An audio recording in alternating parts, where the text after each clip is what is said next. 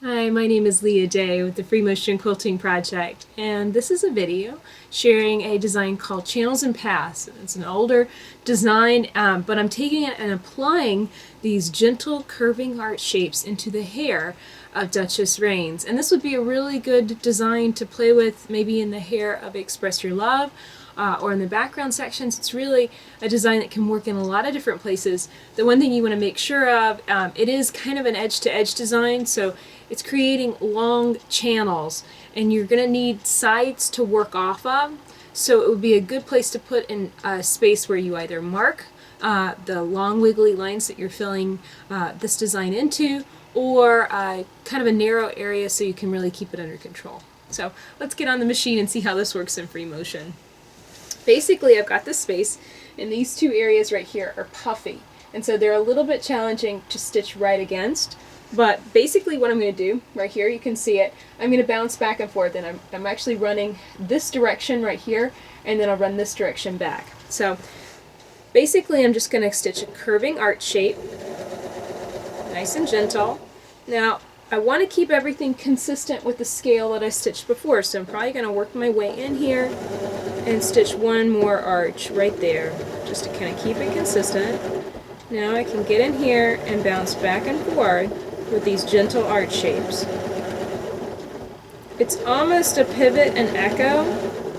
You want to stop on the edge, pivot, and echo out, and you hear I speed up as I'm making that arch because I'm moving a little faster. Now I have a little spring on the foot, so I'm going to lift my foot just a bit, and hopefully that'll allow me to quilt through this area just a little faster.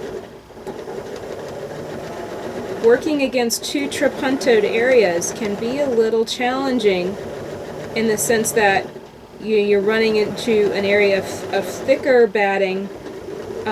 Through the middle here it's very flat batting, and that can just be a challenging as far as keeping everything under control, keeping your foot under control, keeping your stitches under control. And the best thing to do is just work slowly. You can hear how slowly I'm working. It's just one arch at a time.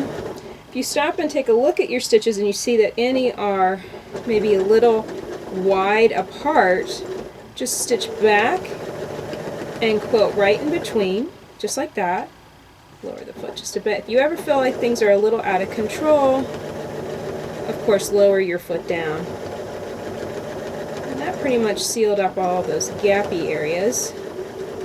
Travel stitch back up and get back started with the design. And as the space is going to shrink, I'm going to make the arches shrink as well. And this is kind of the cool thing about this design, is it can fit into any space, any narrow little wiggly channel. I wouldn't try and squish this into somewhere, like try and stretch it out really big, just because it might be a little challenging to swing your arches really nice and curvy. But anywhere, I'd say 1 to 2 inches is really nice, and anything smaller would work great. You can see how this is narrowing down right here to about 1/2 of an inch. I'm just going to swing this around and start shrinking everything up. The one thing I want to make sure of as I pivot, I just want to make sure I maintain that nice arch. It's really easy for it to start to flatten out, particularly when it turns a corner.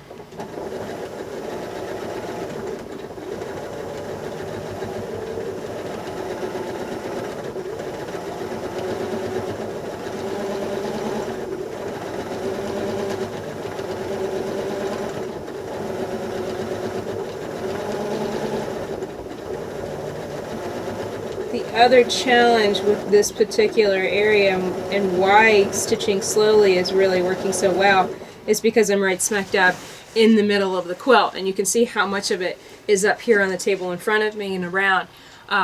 Stitching through the middle of the quilt is always going to be more challenging because you've got so much bulk that's resisting you, and so much that's really kind of sticking to the surface of the table and wanting to stay still. And I would have to say this would be a lot more challenging to quilt if I wasn't using a Queen Supreme slider.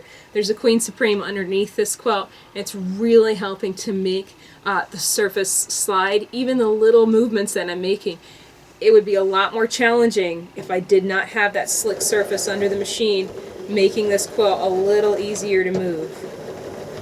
So I'm just going to finish this up.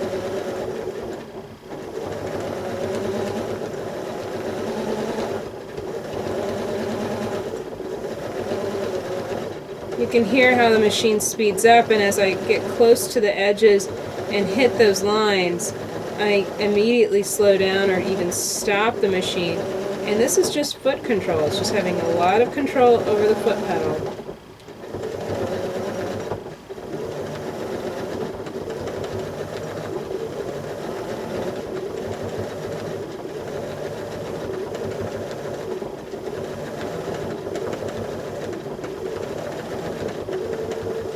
As I bring it in tighter, I want to make sure that everything stays consistent. It's really easy as it gets really tight to start making less lines, if that makes sense.